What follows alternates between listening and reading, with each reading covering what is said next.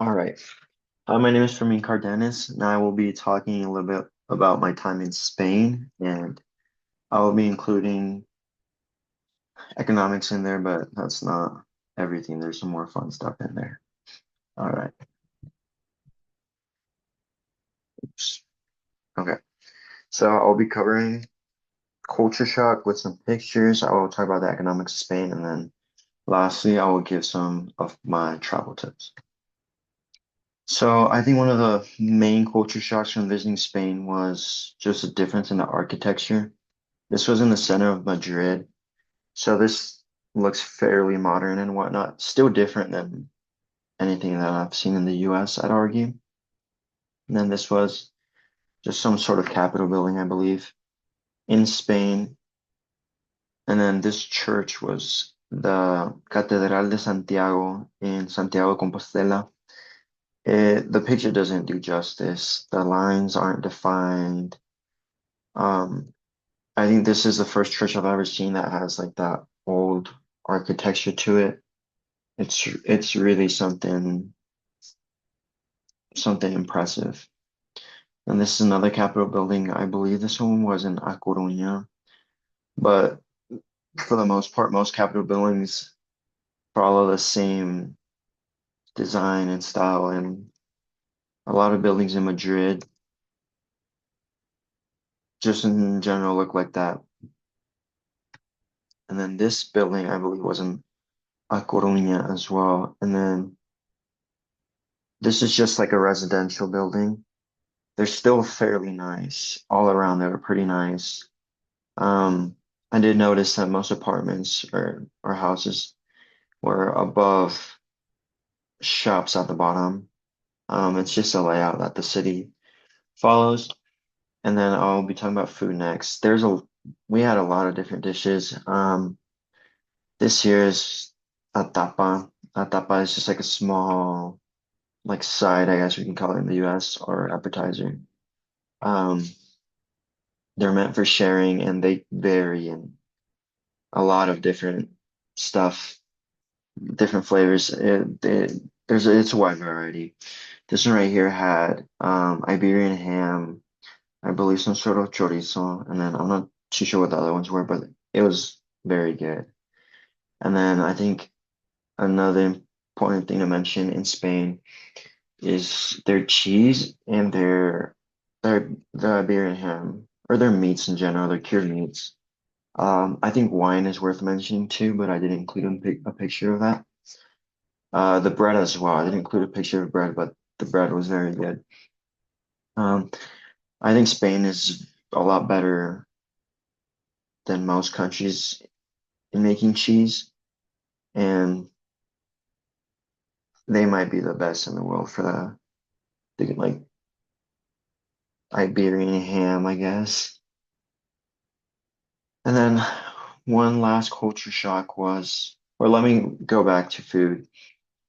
These weren't any dishes in specific because I think some dishes like paella are known to be Spanish, and I guess these things get overlooked.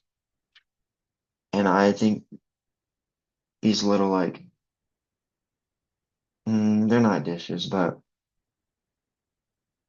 like the cheese and the meats, they're more so incorporated into the tapas. I think the tapas get overlooked, so I want to sort of focus on that. And one of the last things I want to touch was the nature. Spain was a lot greener than I expected. Ever since we landed in Madrid, it was pretty green. Here we were in A Coruña on the coast.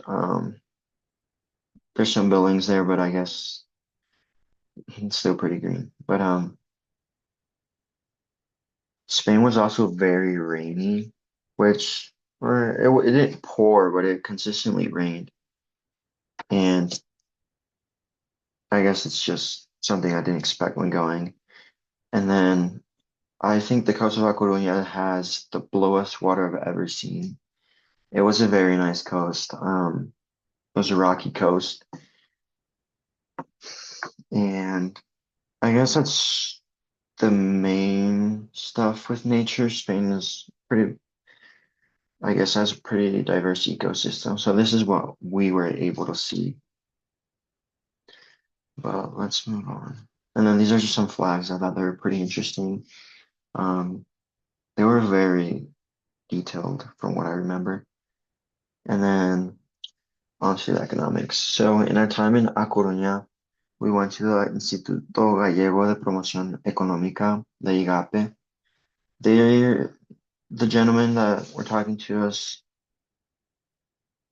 sort of made it seem like they're the guys in charge of helping other, let's say like investors from abroad establish a business or an extension of a business in Galicia, specifically in La Coruña, was where that was located. I think something very important to mention of the time that we were with them, it sort of seemed like, mm, I wouldn't want to say like they're desperate for investment, but foreign investment is very much a game changer for them. It's well, it's a decently sized city, A Coruña, but it would definitely feel the effects of foreign investment. There's Zara, which is very big, but it isn't foreign. They were talking about Stellantis in that example, which I believe was the biggest foreign investor. But I think that's very important to know. The foreign investment is pretty big. And then the Spanish, they take a siesta every day. I believe the times were from 1 to 3 p.m. when we were there. But how does this involve economics? Not to sound mean, but I think the siesta takes away from the productivity in Spain. I think they're missing out on a lot of time they can be productive, and I do think this affects their economy. I don't have numbers, but I believe it has to have some sort of effect. And then Spain's tourism, currently it's at 12.9% of GDP. That's huge.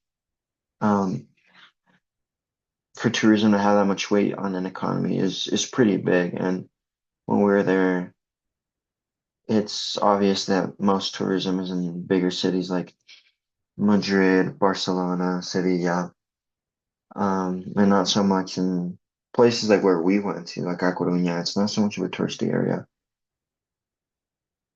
But I think that's important to touch on how tourism has such a big effect on their GDP. Because let's say like a COVID year where tourism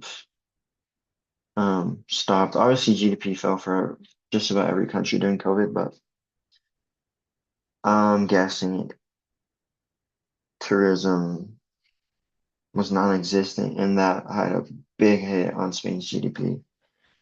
And then this one might be a little bit more advanced, but so every country that's under the euro in the European Union, there's a couple that aren't. I believe Denmark is not, but it's the money in Europe is managed by the European Union Central Bank, and so they make decisions on um, monetary policy. But that's different than here in the US. And I think this is very interesting because if monetary policy is, and that can be like affecting the money supply and stuff like that. If monetary policy is being applied to help out a specific country, it can affect other countries because they're all under the euro. It can affect them in ways like um, interest rates and inflation and stuff like that. So essentially, one country can benefit or receive the aid that they need, while other countries feel the hit. Um, I think this was very interesting. I wasn't aware of this at all until I was there. And then one of my classes also spoke about it a bit.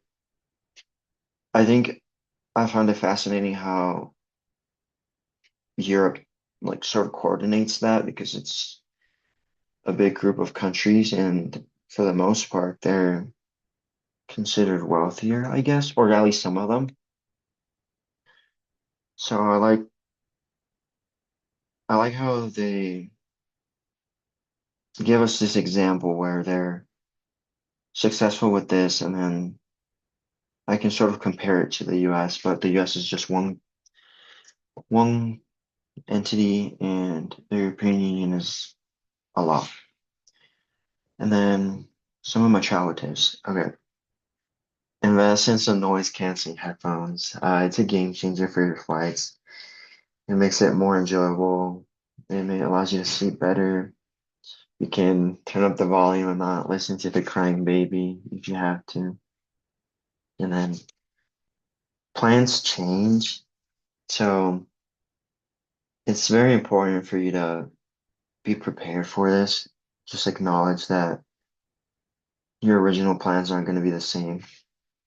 Every single time I've traveled, plans have changed, and I think it's going to be like that every single time I travel in the future.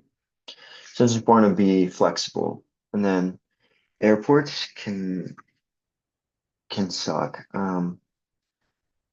Your flights can be delayed. Security might be difficult and stressful. And just planes are tiring, and your time in the airports aren't very enjoyable at all. So prepare for that, and then take lots of pictures. Your time abroad is very memorable, but pictures just capture so much more, and then you can share and whatnot. So that's one of the things I regretted when I traveled abroad for my first time. I didn't take enough pictures, so that's a mistake I didn't want to make again. And then just enjoy your time. If something not very enjoyable happens, don't let it ruin your trip. Um, you're abroad, you're ha having fun. I think that's one of the most important things. Enjoy your time and just make memories. All right. And oh,